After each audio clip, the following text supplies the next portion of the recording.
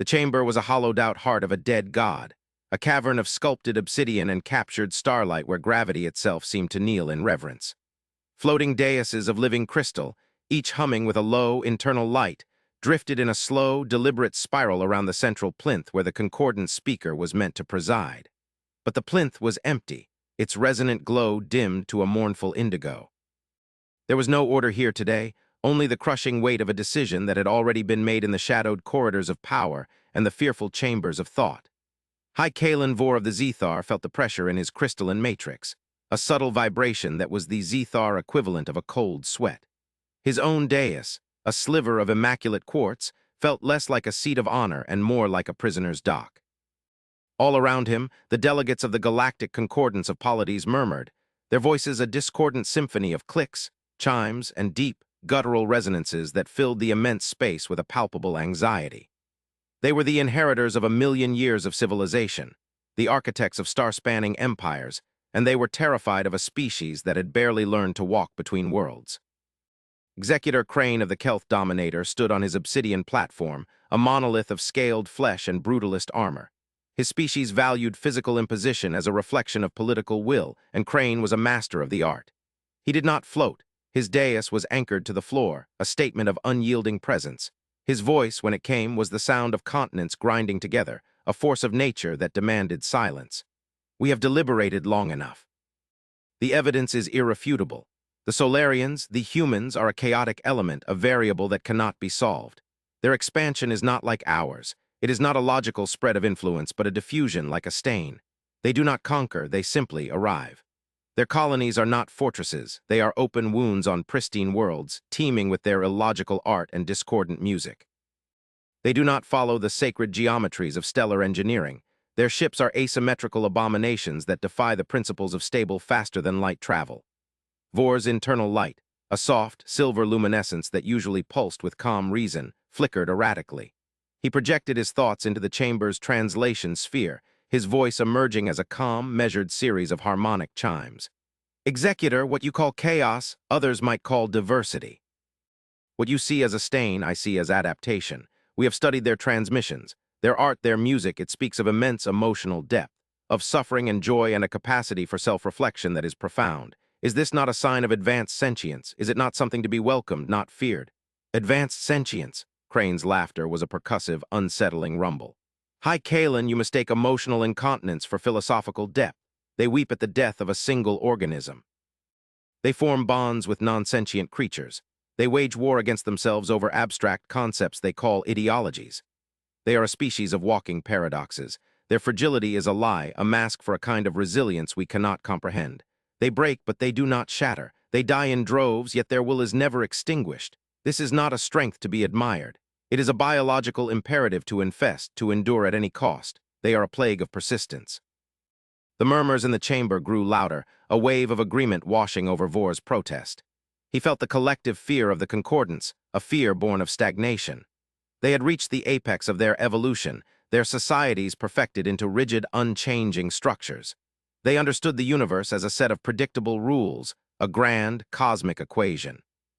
And then came humanity, a species that seemed to operate on a different kind of mathematics altogether, one that embraced irrational numbers and celebrated the beauty of the unknown. A delegate from the Cygnon Ascendancy, a being of pure energy contained within a shimmering containment suit, pulsed its light in agreement with Crane. Their technology is the most concerning aspect. It does not appear to operate on principles known to any member of the Concordance. Our finest analysts have examined the drive signatures of their vessels. There is no subspace displacement, no warp field geometry. The space around their ships appears to fold, to consent. It is as if they do not force their will upon the universe but ask it for passage. This is an intimacy with reality that is either divine or blasphemous, and given their chaotic nature, I fear it is the latter. And so, Crane's voice boomed, seizing the momentum, we are agreed. The Elysian Gambit is our only logical course of action. We will extend the hand of friendship, invite them to the Cygnus Vale for a summit. To formalize their entry into the Concordance, we will gather their primary diplomatic fleet, their leaders, their most vaunted starships in a single location. He paused, letting the weight of his words settle into the obsidian walls. And once they are there, we will sever the limb before the infection can spread. The veil is a unique region of space. Its quantum foam is unstable. With the correct resonance frequency, we can generate a null field, a bubble of spacetime where the fundamental forces weaken. Their impossible drives will fail. Their energy systems will collapse. They will be rendered helpless, adrift, a ghost fleet for the ages. Vor felt a tremor of revulsion. A betrayal! You propose a betrayal of the most sacred trust in the galaxy, the parley. You would use the promise of peace as a weapon. This is beneath the dignity of the concordance. It is an act of profound cowardice. Cowardice? Crane turned his massive form to face Vor's dais directly. The air crackled with a silent tension. I call it prudence. I call it survival. We are the guardians of galactic stability, High Kalen. We have maintained a delicate peace for millennia. These humans threaten that peace not with warships and threats, but with their very existence. They change everything they touch. They force us to question the certainties upon which our civilizations are built. They are a philosophical contagion. To allow them to spread unchecked would be the true act of cowardice. We would be abdicating our responsibility to the future. The debate raged for what felt like an eternity, but it was a mere formality. The seeds of fear, so expertly sown by Crane and his ilk, had taken deep root. The concordance was old, and old things fear change above all else. They saw in humanity's vibrant, chaotic, and emotional nature a mirror to their own distant, savage pasts, a past they had long since suppressed and forgotten. They did not want to be reminded of it. The final vote was cast not by voice but by a silent pulse of light from each dais. A wave of crimson, the color of assent, swept through the chamber, drowning out the few defiant pinpricks of silver, Vor's among them. The Elysian gambit was approved. The trap was to be set. As the delegates began to disperse, their platforms gliding silently toward the exit portals, Vor remained. He gazed into the empty heart of the chamber at the darkened speaker's plinth and felt the immense, sorrowful weight of history. He had read the human transmissions. He had listened to their symphonies that seemed to capture the birth of stars and the grief of dying worlds. He had seen their visual art, full of strange, soft-bodied creatures expressing a spectrum of emotions so vast it defied his people's logic-bound understanding. He had even studied their history, a litany of self-inflicted horrors and transcendent acts of compassion. They were a people of contradictions, of beautiful, terrible extremes. And the concordance in its ancient, brittle wisdom had decided it could not tolerate such a vibrant, unpredictable light in its tidy, ordered galaxy. Vor dimmed his internal glow, a sign of mourning among the Zethar. He was mourning not for the humans, for he had a strange, illogical feeling that they would endure. He was mourning for the concordance, which had just signed its own death warrant, not with a declaration of war, but with a whispered, cowardly lie. The Cygnus Vale was a place of sublime beauty and terrifying physics. It was a stellar nursery where newborn stars ignited the swirling clouds of incandescent gas, painting the void with strokes of cosmic fire. Nebulae of emerald, sapphire, and gold twisted into celestial sculptures, ephemeral and vast. But beneath this aesthetic grandeur lay a treacherous reality. The region was a quantum minefield, where the fabric of spacetime was thin and prone to unpredictable fluctuations. It was the perfect place for an ambush, a location where nature itself could be turned into a weapon. A grand armada of the Concordance fleet had gathered at the edge of the veil, a silent testament to the Council's unified deceit. Ships of every conceivable design hung in the void, a collection of disparate philosophies united by a single, fearful purpose. There were the jagged, crystalline vessels of the Zethar, gleaming like shards of a broken diamond. The monolithic, brutalist dreadnoughts of the Kelth Dominator, their hulls absorbing all light, radiated a palpable menace. The shimmering, non-corporeal ships of the Cygnan Ascendancy pulsed with contained energy, their forms indistinct and fluid. It was a fleet of such power and diversity that it could have pacified a spiral arm of the galaxy. Instead, it lay in wait, a predator hiding in the reeds, coiled to strike at a guest it had invited into its home. High Kalen Vor stood on the observation deck of his flagship, the asterisk stasis of Reason Asterisk. The view before him was a canvas of creation, yet all he felt was the ugly stain of the coming deception. His own ships were here, their crews following orders he had been forced to relay. His presence lent a veneer of legitimacy to the operation, a thought that vibrated through his matrix with the frequency of shame. He watched the sensor arrays, which were focused not on the approaching human vessels, but on the heart of the nebula. There, concealed within the densest clouds of dust and gas, were the resonance projectors. An ancient and forbidden technology, they were designed to manipulate the quantum foam, to create the null field that Crane had spoken of with such chilling confidence. The Solarian fleet has translated from hyperspace, A calm, synthesized voice announced from the ship's command interface. They are at the designated coordinates. Vor turned to the main holographic display. It shimmered, then resolved into a depiction of the human ships. A cold, sharp tremor of disbelief passed through him. It was not a fleet. It was a single, solitary vessel. One ship. It was long and slender, its design an elegant asymmetrical fusion of smooth, organic curves and hard, geometric lines. Its hull was not the polished chrome or weaponized alloy of a warship, but a material that seemed to shift in color and texture, sometimes appearing as dark as the void, at other times reflecting the vibrant hues of the nebula like a polished pearl. A handful of smaller escort craft, no larger than fighters, moved around it in a slow, graceful ballet. The vessel was broadcasting a standard diplomatic identification signal. It named itself the Odyssey. A private channel chimed, and the hulking image of Executor Crane materialized before Vor. The Kelth's satisfaction was a palpable aura, even through the holographic interface. Only one ship, High Kalen. It seems their arrogance exceeds even our most generous estimates. They have sent a lamb to the slaughter. Or perhaps they sent what was requested, Vor countered, his tone as level as he could manage. A diplomatic envoy. We invited their ambassadors, not their armada. They have honored the terms of the Parley Executor. It is we who are about to defile them. Crane's guttural chuckle echoed in the observation chamber. Semantics. They have concentrated their leadership, their diplomatic corps, aboard that single vessel. By removing it, we remove the head of the serpent. The rest of its body will wither. Their colonies will fall into chaos, their expansion will cease. We will have saved the galaxy without firing a single shot. It is the pinnacle of strategic elegance. Vor did not reply. He watched the lone human ship, the Odyssey, as it moved deeper into the veil, heading for the exact coordinates of the planned summit. It moved with a serene confidence that was deeply unsettling. There was no sign of hesitation, no unusual sensor activity, no indication that they suspected the monumental betrayal that awaited them. They were acting with a faith so pure, so absolute, that it made the Concordance's actions seem even more monstrous. The human ship was a testament to a belief in galactic community, in the power of dialogue. The Concordance fleet was a monument to fear. The target is in the kill zone, Crane's voice commanded over the fleet-wide channel, his tone laced with triumphant finality. All units stand by to activate the resonance field on my mark. Energy fluctuations will be significant. Brace for impact. Vor watched the human ship on his display. It came to a stop in the very heart of the trap, surrounded by the invisible architecture of its own doom.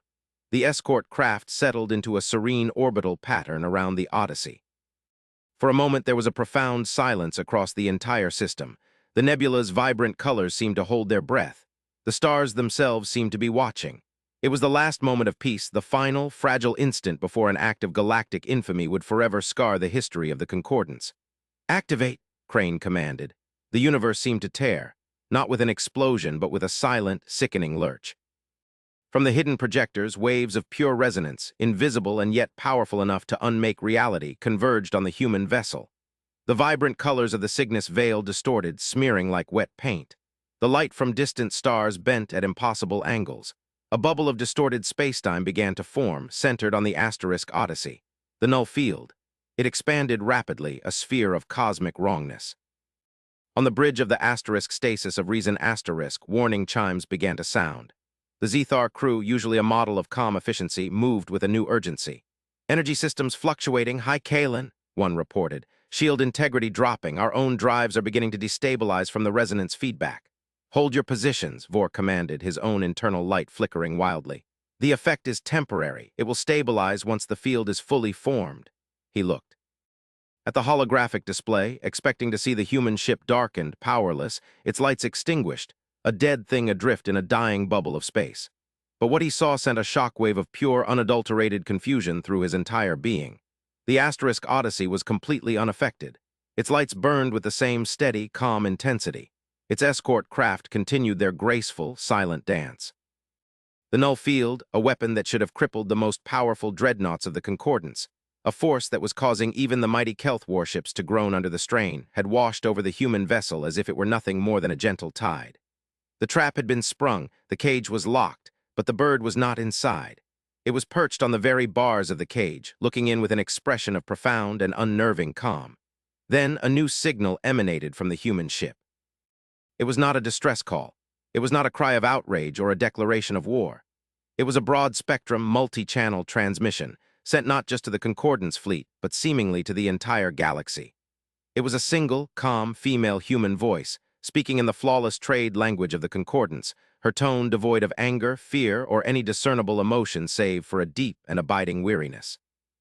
"This is Ambassador Eva Rostova of the Terran Confederacy, aboard the diplomatic vessel *Odyssey. To the assembled polities of the Galactic Concordance, we acknowledge your actions. The deployment of a quantum resonance null field has been registered. We have a message for you. It is a final warning." On the bridge of his flagship, Executor Crane stared at his own holographic display, his scaled jaw slack with disbelief. The field was active. His sensors confirmed it. The very laws of physics within that sphere of influence had been twisted into knots. And yet the human ship was broadcasting. It was impossible. Their technology should have been reduced to inert metal. "What is this?" he roared into the command channel, his voice cracking with a rage born of confusion. "Status report, why is that vessel still operational?" Reports flooded in from across the fleet, a chorus of bewilderment. "Executor, their energy signature is stable. It is impossible. It does not appear to be drawing power from a conventional reactor. Their communication signal is not based on electromagnetic principles. It is a modulation of spacetime itself. We cannot jam it. The null field is at full strength, but it has no effect on their vessel. It is like throwing stones at a ghost." The calm, female voice from the Odyssey continued, ignoring the rising panic in the Concordance fleet. "You have mistaken our nature. You have mistaken the nature of the universe you inhabit. This was your test. A test of character, of wisdom, of foresight. You have failed." A new holographic projection bloomed from the *Odyssey*, a data stream of such complexity and scale that it overloaded the primary tactical displays of every ship in the Concordance armada. It was a map, not of the Cygnus Veil, not of the local star cluster, but of the entire galaxy. It was a three-dimensional, rotating image of the Milky Way, rendered in exquisite, terrifying detail. And it was marked. Dozens, no, hundreds of points of light glowed on the map. Some were a faint, pulsing red. Others were a stark, dead white. The Cygnus Veil was one of them, now glowing with a furious, angry crimson. "For millennia," Ambassador Rostova's voice explained, her tone carrying the weight of a scholar lecturing to children, "we have observed these regions. You call them unstable. Areas of quantum fluctuation. You have seen them as navigational hazards, or, as you have just demonstrated, as potential tactical assets. You were wrong. They are not natural phenomena." The map zoomed in on one of the glowing red points, then another, showing complex energy readings and subspace resonance patterns that were far beyond the Concordance's understanding. "These are not fields," the voice continued. "They are locks. Ancient, powerful, and built by a civilization whose name is long forgotten. They are the locks on a cage of galactic proportions." High Kalen Vor stared at the map, a dawning horror vibrating through his crystalline form. The implications of her words were staggering, a paradigm shift so violent it threatened to shatter the foundations of his understanding. He looked at the readings pouring from the human data stream. It was a language of physics his people had never even conceived of. It spoke of dimensional boundaries, of non-baryonic realities, of things that should not exist. "The resonance frequency you have just generated," Rostova stated, her voice now carrying a new note not of anger but of profound, almost cosmic sorrow, "is not a weapon. It is a key. You have not trapped us. You have unlocked the door. You have rung a dinner bell at the bottom of the deepest ocean in the universe. See, and the Leviathans are stirring." The null field around the Odyssey began to change. The distortion in spacetime intensified. The simmering bubble of wrongness began to darken, the captured light of the nebula within it seeming to die, to be consumed. A patch of absolute blackness began to form at its center, a hole in reality that was not merely the absence of light, but the absence of existence itself. It began to expand. "The Concordance's betrayal was your final choice." The human ambassador's voice echoed through the bridges of 100 warships, now paralyzed not by a weapon, but by the sheer, mind-breaking terror of the truth. "Humans issue a final warning. Escape now." The message was not a threat. It was not a declaration of retribution. It was a plea. It was the desperate, final cry of a lighthouse keeper to a fleet of ships that had, in their arrogance, steered themselves directly onto the rocks. "The activation sequence is irreversible from this side," Rostova's voice concluded, the weariness now absolute. "The resonance cascade has begun. What you have awakened we cannot contain for you. What you have unleashed you cannot fight. Your weapons are meaningless. Your ships are fragile shells. The only logical course of action remaining to you is to flee. Evacuate this system. Warn your worlds. Escape. Now." And with that final, chilling pronouncement, the transmission from the Odyssey ceased. The great galactic map vanished. The human ship and its escorts remained, silent and still, floating before the expanding sphere of nothingness like a silent, sorrowful vigil. They were not trapped in the cage with the concordance. They were the wardens, standing outside, watching as the foolish and the arrogant had willingly locked themselves inside with the monster. Panic, a primal, unreasoning terror that the concordance had not experienced as a collective for eons, erupted across the fleet. On Executor Crane's bridge, his crew was in chaos. Officers were shouting contradictory orders, their disciplined minds shattered by the scale of their mistake. Crane himself stood frozen, his massive form rigid, his eyes locked on the growing sphere of anti-existence. He had sought to neutralize a perceived threat and had instead summoned a genuine apocalypse. His arrogance had not just doomed his fleet, it had potentially doomed the galaxy. "Flee!" one of his commanders stammered, his voice trembling. "Executor, our drives are still destabilized by the field's resonance. We cannot enter hyperspace."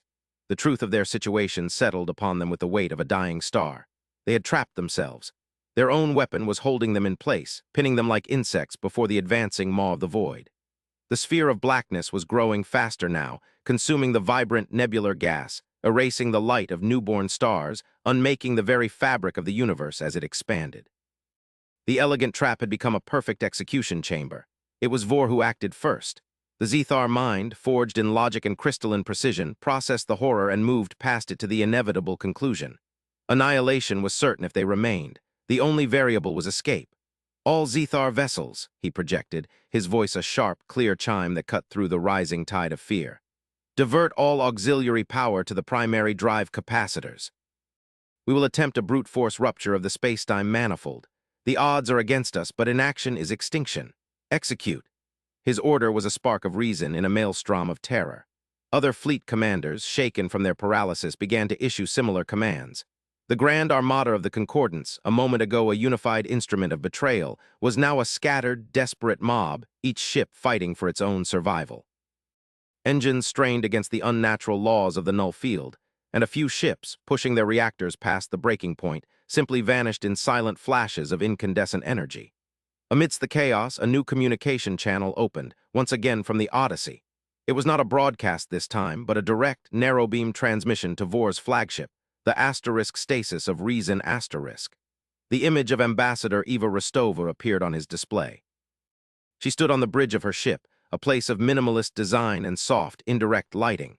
She was a small creature, physiologically fragile by any galactic standard.